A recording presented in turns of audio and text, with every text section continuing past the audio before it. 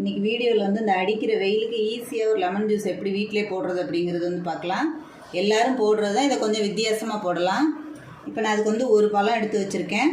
இப்போ நான் mixie jar எடுத்து வச்சுருக்கேன். இப்போ அதை வந்து ரெடி பண்ணிடலாம் வாங்க.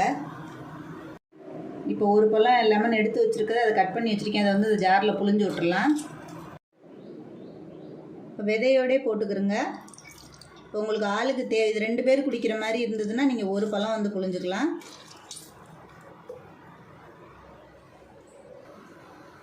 இப்போ இதுக்கு வந்து சர்க்கரை நிறைய போட வேணாம். ஒரு 3 ஸ்பூன் வந்து சர்க்கரை போட்டுக்கிறோங்க.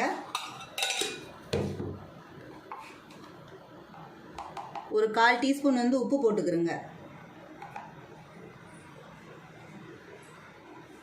இப்போ நீங்கள் எத்தனை பேருக்கு போடணுமோ அதுக்குள்ளே அந்த புளிப்புக்கு தகுந்த மாதிரி தண்ணி சேர்த்துக்கிறோங்க. இப்போ இதை நம்ம மிக்சியில் வச்சு நல்லா சுற்றி எடுத்துடலாம். இப்போ இந்த மாதிரி 2 சுற்று நல்லா சுற்றி எடுத்துருங்க. இந்த மாதிரி நுர வரும். அதுக்கப்புறம் ஐஸ் க்யூப் இருக்குது, அதை அதில் போட்டுக்கலாம். இப்போ நான் அதில் வந்து ஒரு கொத்தமல்லி தழை இதில் நான் வந்து புதினா வந்து ஒரு 4-5 இலை எடுத்து வச்சுருக்கேன். அதையும் அதில் போட்டுக்கலாம். இப்போ இதை வந்து நான் பல்ஸ் மூடில் மாத்திரம் போட்டு எடுத்துக்கலாம்.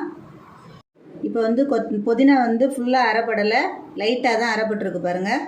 இப்போ இதை வந்து நம்ம மேலே ஐஸ் க்யூப் போட்டுட்டு அதுக்கப்புறம் அதை சர்வ் பண்ணிடலாம். நல்லாயிருக்கும் ஜூஸ் வந்து.